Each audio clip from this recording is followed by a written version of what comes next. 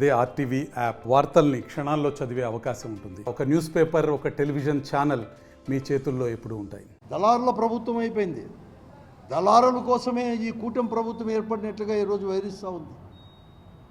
ఒకటి కాదు, ఏ కాదు, ప్రజాప్రతినిధులకు పట్టలేదు.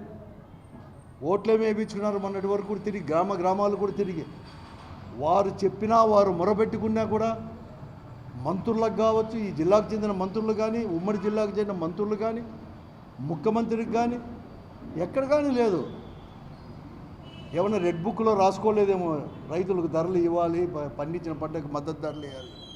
లోకేష్ గారు అదన్నా రాసి ఇస్తేనే వాళ్ళ తండ్రి గారు చంద్రబాబు నాయుడు గారు అమలు పరుచుకుంటాడేమో. ఆ పరిస్థితి ఈరోజు కూడా ఉంది అన్నమాట. ఎంత పరిస్థితి అంటే అంత పరిస్థితి ఉంది.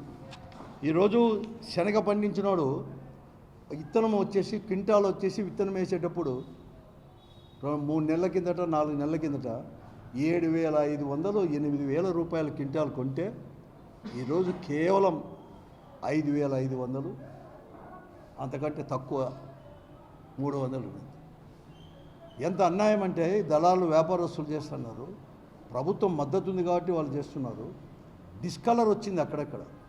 మన వర్షానికి ఏదో కొద్దిగా కొంచెం ముందు బీగిన వాళ్ళకి డిస్కలర్ వస్తే ఒక క్వింటాలకు 10 నుంచి 15 కేజీలు విత్తనం శనగ ఫ్రీ ఇవ్వాలి. అంటే ఒక క్వింటాల్ కొనుక్కుంటే 10 నుంచి 15 కేజీలు ఫ్రీగా ఇవ్వాలి. డిస్కలర్ వచ్చిందని మళ్ళీ రేటు తక్కువే, 5,500 కూడా వాళ్ళు తీసుకోవడం లేదు. రేటు తక్కువ చేసి మళ్ళీ అంత ఫ్రీగా అదనంగా ఇవ్వాలి. ఆ పరిస్థితి ఈరోజు కూడా ఉంది. ఇంకా కందులు చూస్తే గత సంవత్సరమే, నేను ముందు కూడా చెప్పలేదు, 9,000 నుంచి 10,000 రూపాయల క్వింటాల్ పోయింది కందులు. కానీ ఈరోజు 6,300, 6,400 కందుల యొక్క పరిస్థితి. ఎందుకంటే వేరుశనగ తగ్గించి డ్రైల్యాండ్స్ అన్నీ కూడా మన జిల్లాలో వచ్చేసి కందేశారు. ఇక్కడే కదా, కర్నూలు, కడప ఇవన్నీ కూడా ఎక్కువ కందేసినారు, పండించినారు.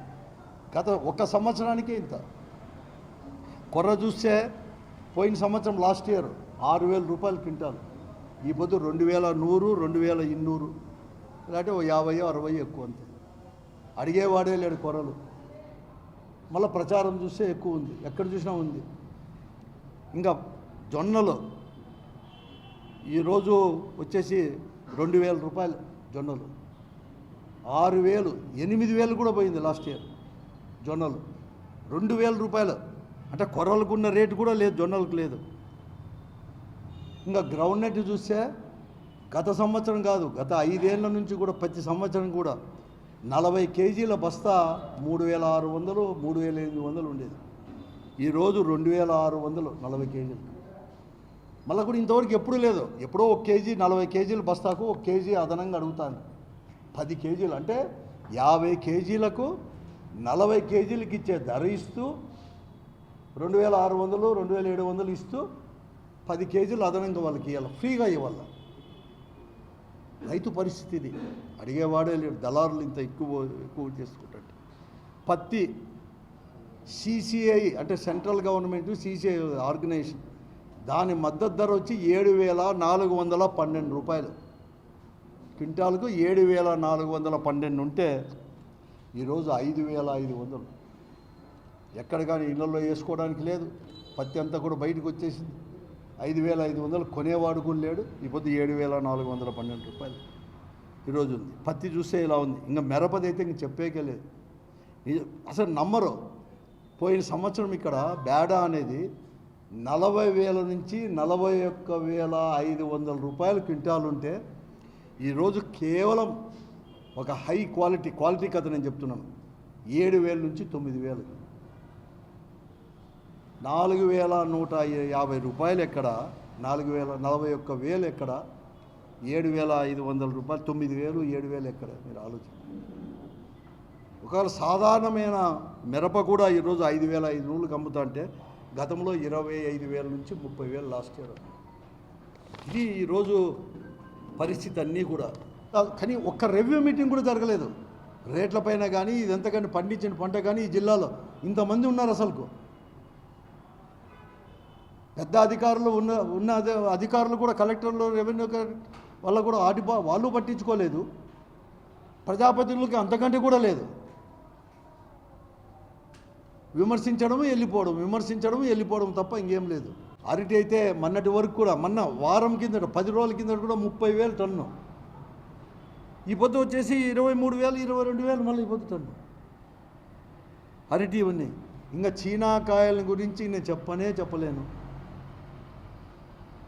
ఎంత అన్యాయం అంటే ఇక్కడ వచ్చేసి షూట్ అని చెప్పేసి 10 టన్నులకు 2.5 టన్ను, 10 టన్నులకు 2.5 టన్ను అంటే వాడు పండించిన పంటలో 1/4 అంటే 100 టన్నులు పండిస్తే 25 టన్నులు వాళ్ళకి ఫ్రీ ఇవ్వాలి షూట్ పేరిట. ఇదే కొత్తగా రాలేదు షూట్, ఏం నేను కాదడం లేదు. 1.5 టన్ను అనేది ఉండేది, ఇప్పుడు 2.5 టన్ను చేశారు. మార్కెట్ రేట్లు అయితే 10-12% కమిషన్ అన్నా లేకుంటే. ప్రైవేట్ మార్కెట్లు దళారులకు వెళ్ళిపోయారు, ప్రభుత్వం కింద పనిచేసే మార్కెట్ యార్డ్లు దళారుల చేతుల్లోకి వెళ్ళిపోయారు. అయినా ఎవరు కానీ పట్టించుకోలేదు, గాలికి వదిలేసినాడు రైతుల్ని. వాడు అప్పులు పాలవుతున్నాడు. ముఖ్యమంత్రిని కూడా ఇంకా ఇప్పటికి కూడా రివ్యూ చేసి బ్యాంకులు చేసి ఏమన్నా గతంలో ఏమన్నా తప్పులు ఉన్నాయేమో ఇమ్మని చెప్పి అడుగుతున్నాడు. కానీ 9 నెలల్లో మీ తప్పులేమి అనేది ఒక తూరు కూడా రివ్యూ చేసుకో ముఖ్యమంత్రి గారు. గురిగింద గింజ సామెత మీకు మళ్ళీ మతికి చేయాలన్నా? నువ్వు 40 ఏళ్ళ ఇండస్ట్రీ అని చెప్పి నీకు మళ్ళీ కొత్తగా చెప్పాల్సిన పని లేదు. రాయలసీమ నుంచి పోయినా నీ కింద ఏముందో చూసుకో. గతంలో వాళ్ళ తప్పులు కాదు, ఇప్పుడు నువ్వు చూసుకో. ఇంకా ఇన్ని వైఫల్యాలు ఉన్నాయి మీ దగ్గర. మీ అవినీతి చూసుకో. మీ వాళ్ళంతా కూడా మీ వాళ్ళు కూడా ఎట్లున్నారో ఆ అవినీతికి కొమ్ము కాస్తున్నారు. కాబట్టే ఈ దళారులు వ్యాపారస్తులు కొమ్ము కాస్తున్నారు మీ వాళ్ళంతా కూడా అవినీతి కోసం. ఈ జిల్లా రైతాంగాన్ని ఆదుకోండి. ఏ పరిస్థితుల్లో ఉన్నామో కూడా అన్నీ కూడా చేయండి. ఎండాకాలం వచ్చేసా, తాగే నీళ్ళ సమస్య కూడా ప్రారంభమైంది.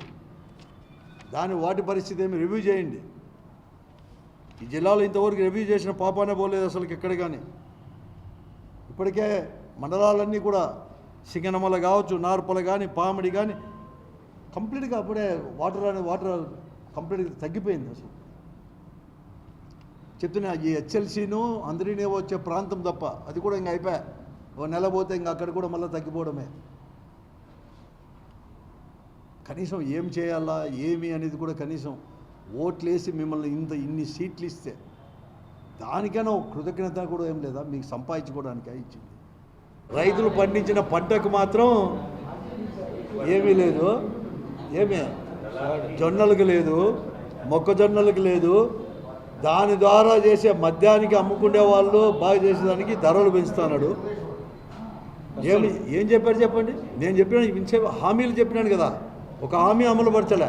హామీల్లో 40 సంవత్సరాలు సీనియారిటీ ఉందని, అనుభవం ఉందని చెప్పి ఈ రాష్ట్రంలో ఎవరు లేరు. 14 సంవత్సరాలు చేసిన ముఖ్యమంత్రి నేనే కాదు, ఎక్కడ కానీ దేశంలోనే తక్కువ వాళ్ళు నేను పోయిందని చెప్పుకునే ముఖ్యమంత్రి గారు సిగ్గు ఎగ్గు ఇడిచిపెట్టి ఓట్ల కోసం బహిరంగ సభల్లో నక్కూటు మీకు నాణ్యమైన మద్యం ఇస్తాను, చీపు మద్యం ఇస్తాను, బాగా తాగండి అని ప్రచారం చేసుకునే ముఖ్యమంత్రి కూడా కాదు, పాలిటీషియన్ ఈ దేశంలో ఎవరైనా ఉన్నారు, ఏ పార్టీ వాడు ఉన్నట్టే ఇట్ ఈజ్ నారా చంద్రబాబు నాయుడు.